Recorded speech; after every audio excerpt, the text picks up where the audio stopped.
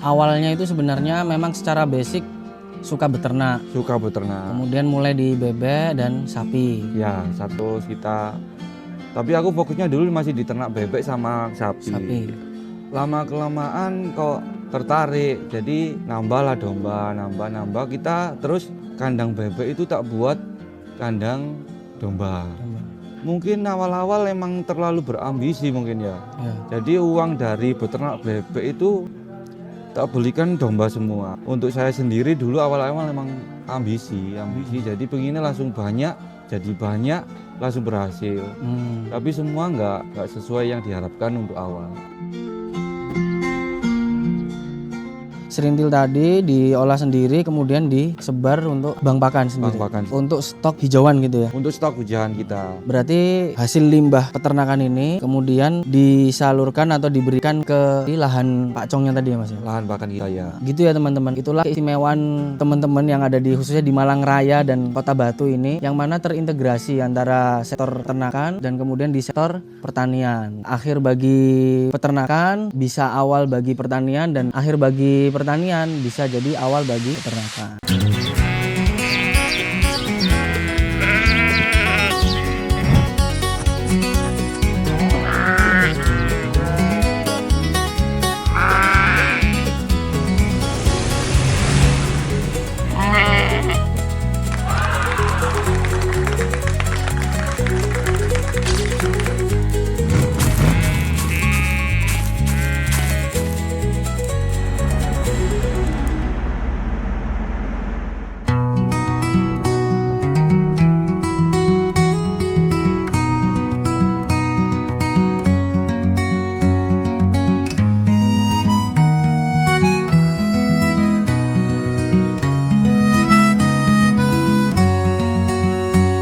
Bismillahirrahmanirrahim. Assalamualaikum warahmatullahi wabarakatuh.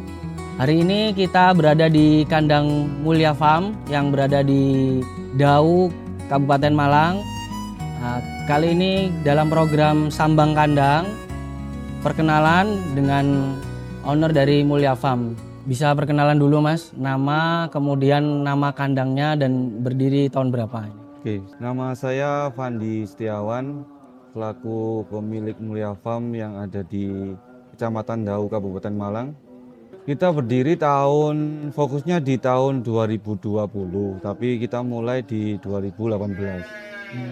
Untuk awal mulanya itu di 2018, kemudian mulai intens secara operasional di 2020. Ya. Oke, berarti sudah lumayan lama lah ya. Ya. Kira-kira motivasi apa yang dijadikan Mas Fandi ini kenapa untuk memilih di dunia peternakan? Kalau untuk motivasi di domba, apalagi di peternakan, fokusnya di peternakan domba sih, untuk dulu awal sih belum, iseng-iseng aja. Iseng ya? Iseng aja. Dulu emang saya basicnya di peternakan. Dulu awal saya di ternak bebek sama sapi. Ternak bebek sama sapi, terus iseng-iseng kepingin punya domba. Nah, untuk awal emang pingin punya domba itu kita lihat di YouTube, di sosial media. Awal dulu sih cuma 2 induk lah, cuma iseng-iseng syukur-syukur punya lah gitu. Jadi terus kok lama-kelamaan kok unik-unik, apalagi dulu pernah awal itu saya mainnya langsung di jenis yang cross texel. Jadi emang awal suka dulu, emang suka terus kita. Tapi aku fokusnya dulu masih di ternak bebek sama sapi. Ternak bebek sama sapi, terus lama-kelamaan kok suka gitu loh. Kok tertarik. Jadi nambahlah domba. Terus aku berhenti peternak bebek, berhenti kandang bebek itu tak buat kandang domba. Nah, dari awal situ mungkin awal-awal emang terlalu berambisi mungkin ya. Jadi uang dari peternak bebek itu tak belikan domba semua. Jadi apalagi peternak pemula, khususnya untuk saya sendiri dulu awal-awal emang ambisi. Jadi pengennya langsung banyak, jadi banyak, langsung berhasil. Tapi semua nggak sesuai yang diharapkan untuk awal. Iki anu sih tak siap no betinanya dulu. Iki betinanya belum ada. Cross texel lah. Cross texel ya? Cross texel. Setelah kurang 25 baru tak masuk. Iya kan gak eman ya. Tuku oleh bapak cross texelan yo. Wis ana anake. Si mana loro tak pilih. Ya ini kan mana loro, iki mana loro, engko baru anake ben didol lah. Iya. Nek didol babone gawe. Sing iki sementara Kurang. lek breedingan merino enggak jual sih lah. Sing iki Iya. kurang. Maksudnya untuk dhewe ngene. Heeh. Oh. Jual paling jual Karun anakane ae. lah lek anakan lepas sapian nang ngisor kabeh kan. Iki kan gurung metu kan. Lepas sapi yo, lepas sapi pas kosong iki, Bang. Tapi yo babone iki peri-peri tok iki no. Iya. Esa anake. Lek babon anak ya Allah. Lek merino iku digabak-gabakno babon anak luwih mahal. Hanya itu sebenarnya memang secara basic suka beternak. Suka beternak. Kemudian mulai di bebek dan sapi. Ya, sapi sama bebek. Kemudian lalu iseng pingin nyoba di domba itu. Kami akan terus memaksimalkan potensi domba lokal yang telah dimuliakan genetiknya oleh Dorper Full Blood, agar kelak bobot domba lokal bisa lebih baik tanpa mengorbankan cita rasa sebagai domba pedaging lokal yang lezat.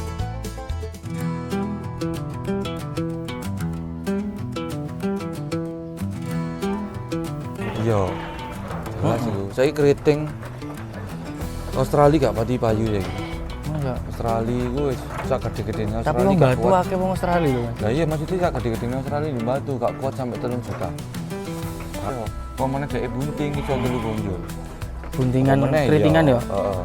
Kalau untuk di tempat kami saya lebih milih darah siapan kawin atau induk laktasi 1 kali.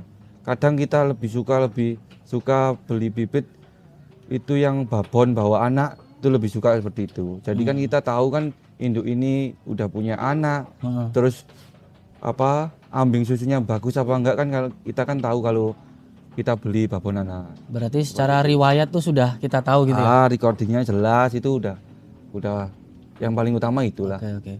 Terus ketika sudah melahirkan Mas ya, kan lahir cempe itu. Nah, kira-kira ada perawatan khusus nggak sih untuk cempe ini? Maksudnya ketika dia sudah lahir, nah perlu perawatan khusus atau perlu perhatian khusus nggak kalau di Mulia Farm ini? Kalau cempe perawatannya sama aja, mungkin semua peternak sama aja. Kalau pas awal melahirkan sama aja. Jadi untuk anak mungkin ya kita bersihin dulu. Kalau untuk induk, yang jelas induk kita kasih antibiotik. Yang jelas itu. Terus disuntik atau di apa itu? Kita pakai injeksi suntik. Injeksi. Terus paling penting itu anak itu harus langsung menyusui induk, susu induk. Jadi kan itu kan kolostrum kan penting. Kolostrum awal itu ya? Kolostrum awal kan sangat penting juga itu. Biasanya nih indukan itu kan kadang ada saja masalahnya, misalnya susunya tidak keluar, ya kan? Nah kira-kira di Mulia Farm ini ketika ada indukan yang susunya nggak keluar itu gimana?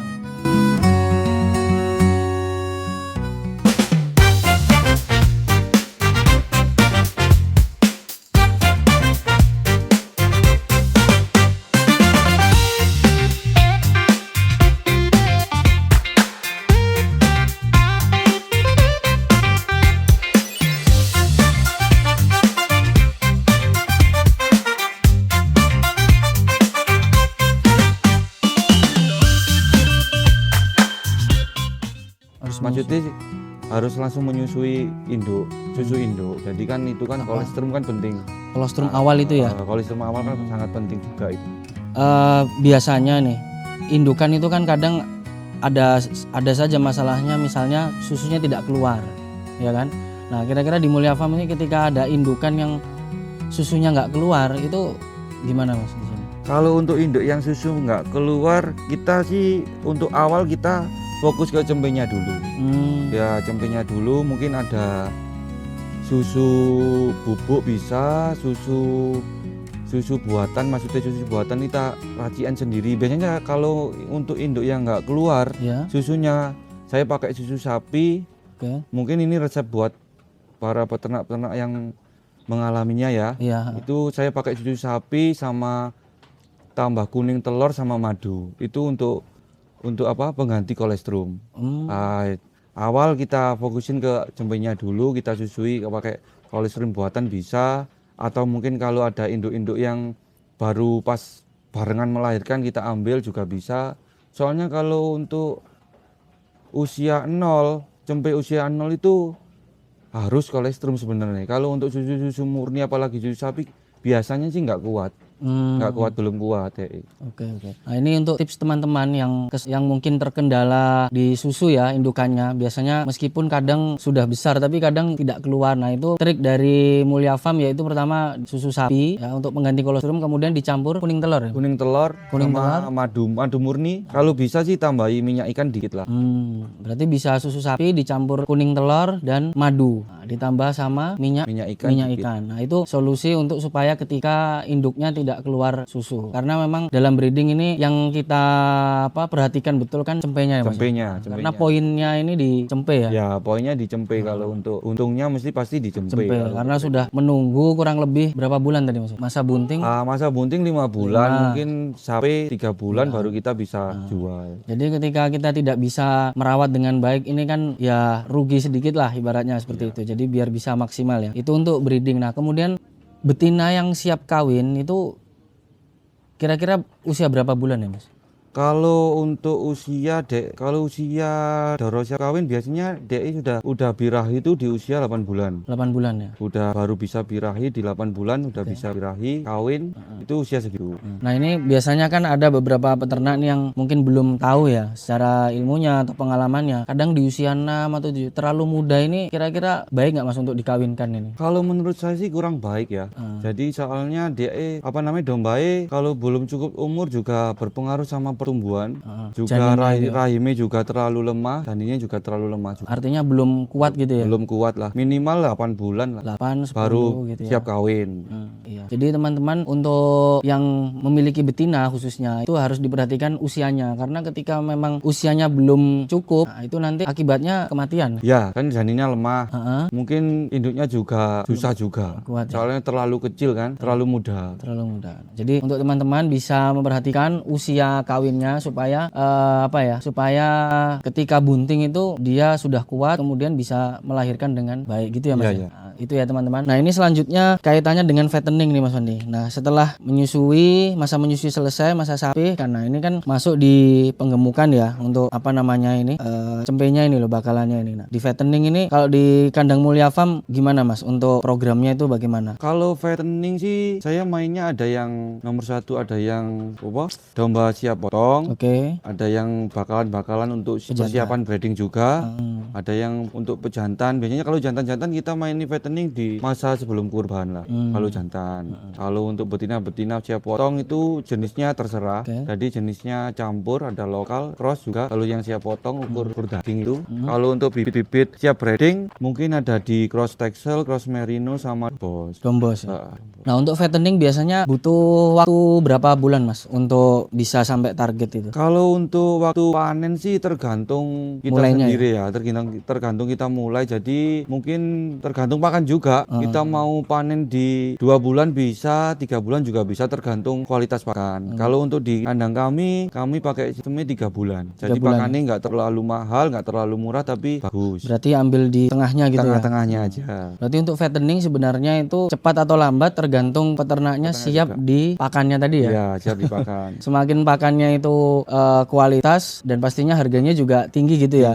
Berarti kita harus pinter-pinter menyiasati untuk kos pakannya gitu ya? Berarti kalau di Mulia Farm di durasi 3 bulan ya Mas? 3 bulan panen. Biasanya untuk 1 bulan gitu bisa kenaikan berapa Mas? Rata-rata di 3 kilo lah 3 bulan. Kurang lebih 3 kilo ya? 3 bulan lah, 1 bulan 3 kilo lah. 1 bulan 3 kilo. Kalau misal tadi untuk yang siap potong itu ya, untuk daging itu biasanya paling banyak itu di bobot berapa Mas? Kalau siap potong rata-rata minimal 25 kilo. 25 kilo untuk yang potong-potong domba-domba lokal itu kita panennya di minimal 25 kilo. Untuk bibit masuk di 15 sampai 18 kilo lah kalau bibitan masuk itu. Berarti untuk daging atau untuk siap sembelih gitu ya, itu sebenarnya nggak perlu yang besar-besar sekali gitu. Nggak perlu yang besar, tergantung tempat juga sih. Maksudnya kita pasari di tempat. Kalau di tempat saya rata-rata domba potong usianya segitu. Maksudnya bobotnya minimal 25 lah domba maksimal potong. Di 30 gitu. 30 untuk siap potong. Kalau untuk tergantung wilayah juga sih. Dan tergantung permintaan juga. Tergantung permintaan. Oke. Jadi untuk usia atau durasi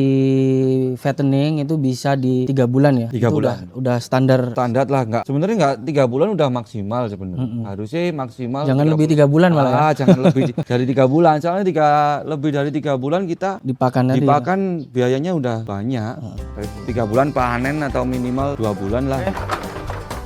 Oke.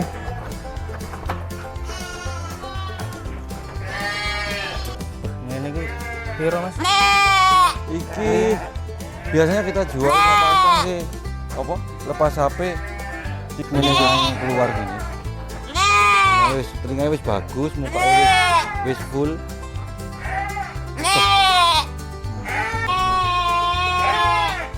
HP ini deh. Ukuran ini mana loro, mbek mana loro liyane mana siji kabeh. Wis. Ngeri. Nah, contoh iki aku tak tuku iki. Iki kok tuku teko aku iki. Aku tuku babon anak. Babon ning pojokan iku nggo anak. Iya, warnane kan. Larang sing wedok. Iki lho, Ben. Iki bulu. Iku ya bulu. Mbokne ndi? Sampeyan apalan mbokne? Apa? Biasanya nih untuk di Mulia Farm ini bibitan itu dari produk kandang Mulia Farm sendiri atau biasanya dari petani atau dari kandang orang lain atau gimana Mas untuk bibitannya? Kalau bibit dari luar, yang jelas kita dari luar soalnya produksi dari ternakan kita sendiri cukup sedikit ya. Jadi soalnya breeding kami juga nggak terlalu banyak. Soalnya breeding juga tak fokusin ke merino. Jadi kalau merino untuk buat fattening pengemukan apalagi potong kurang masuk lah. Jadi kita ambil bibit dari luar. Ya itu entah itu dari pasar, dari petani, pokoknya yang sesuai spek kita masuk lah bibit. Oke. Nah berarti pengambilan dari kandang mitra atau kandang teman-teman ternak di Malang Raya ini ya? Iya. Untuk ini Mas Wandi, untuk treatmentnya, perawatan awal ketika kita datangkan domba dari luar, dari kandang lain itu, kalau di Mulia Farm apa Mas ininya? Kalau untuk yang domba-domba baru masuk, untuk yang fattening sih wajib cukur bulu ya, wajib cukur bulu. Kalau untuk yang fattening itu harus cukur bulu, terus antibiotik apa cacing, vitamin itu harus untuk awal masuk. Untuk yang breeding sih sama sebenarnya. Kalau breeding sama aja, kita juga harus cukur bulu kalau di sini. Obat-obat, vitamin, obat cacing, sama antibiotik gitu aja. Berarti ini untuk teman-teman, untuk edukasi juga ke teman-teman yang ingin memulai beternak. Nah ini tipsnya itu ya, pertama cukur bulu, ya kan, kemudian disuntik apa Mas? Suntik vitamin atau antibiotik atau vitamin, obat cacing sama antibiotik. Obat cacing, antibiotik dan sebagainya. Nah ini kira-kira sebenarnya kegunaannya apa Mas? Kita berikan obat-obatan atau vitamin tadi, kegunaannya apa untuk teman-teman peternak yang lain ini? Ya nomor satu buat kesehatan pasti harus domba kan masuk harus dalam kondisi sehat. Apalagi domba-domba dari luar kan kita nggak tahu perawatannya kayak gimana. Kan domba ini ada yang ada cacingnya apa enggak kan kita nggak tahu. Jadi lebih baik kan bukan lebih baik sih, harus sih. Kalau untuk fattening malah harus. Kalau untuk fattening kita antibiotik, obat cacing itu untuk awal. Kalau domba udah dalam kondisi sehat, siap di proses pengemukan, mungkin naiknya lebih cepat. Bobotnya naik lebih cepat. Kalau domba itu nggak ada kondisi dalam keadaan kurang baik, kurang sehat, kita rawat walaupun pakan bagus pun percuma. Sia-sia gitu. Sia-sia aja. Kalau apalagi cacing itu kan walaupun pakannya bagus, enak banyak, kalau domba cacingin kan nggak bisa nggak maksimal ya? Nggak maksimal kan gitu.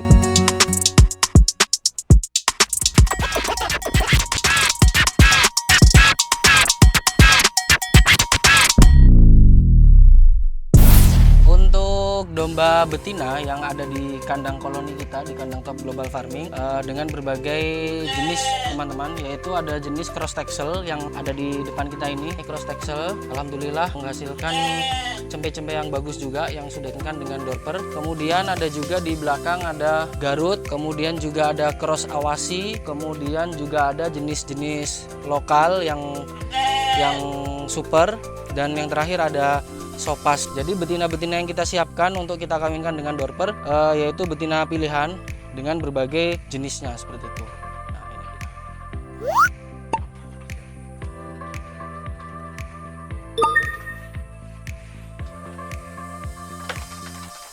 Nah, ini dalam pencernaannya nggak tercerna dengan baik gitu. betul. Oke, berarti istilahnya itu mencegah lebih baik daripada mengobati. Oke, baik gitu. Oke. Itu tips dari Mulia Farm terkait fattening ya teman-teman. Nah, selanjutnya nih yang selanjutnya ada trading ya Mas ya. Trading. Nah, untuk trading ini berarti harian gitu ya Mas ya untuk. Harian. Nah, untuk trading sendiri konsepnya di Mulia Farm ini bagaimana Mas? Kita menyediakan segala jenis, insya Allah segala jenis domba, apalagi potong, bibit-bibit unggul untuk breeding, untuk fattening juga ada.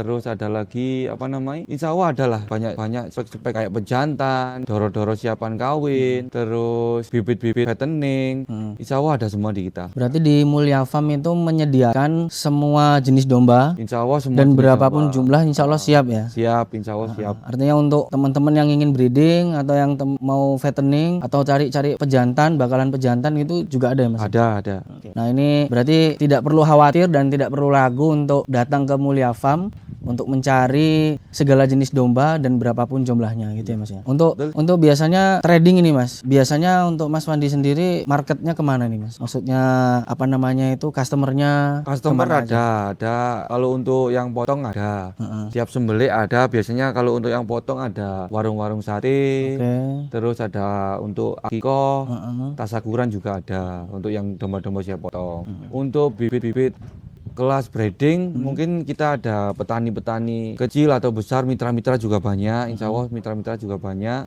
Itu semua jenis domba insya Allah ada. Insya Allah ada ya. Berarti udah ada pasarnya tersendiri ya? Udah. Berarti sendiri. Oke. Nah selanjutnya ini Mas, dalam beternak nih Mas ya, baik breeding, terus fattening, kemudian trading. Kira-kira kendala secara umum itu apa Mas biasanya? Dalam dunia ternak domba ini tantangannya itu apa saja Mas? Kalau tantangan lebih ke breeding mungkin ya. Kita breeding itu tantangannya lebih besar, soalnya kita kan breeding kan jangka panjang. Iya. Apalagi kita nggak bisa dipungkiri kalau proses pasca melahirkan gitu kan, kita udah nunggu lama, kasih makan lama, terus pas melahirkan anak kan ada yang mati, ada induk yang nggak bisa menyusui, ada yang susu nggak bisa keluar. Mungkin itu udah resiko lah, resiko beternak. Tapi kan kita kan coba semaksimal mungkin kan mengurangi lah, mengupayakan resiko-resiko yang ada. Berarti mungkin lebih banyak di breedingnya itu lebih banyak di breeding. Untuk selebihnya itu kalau kita perawatannya baik mungkin insya Allah udah aman lah kalau perawatannya baik. Oke.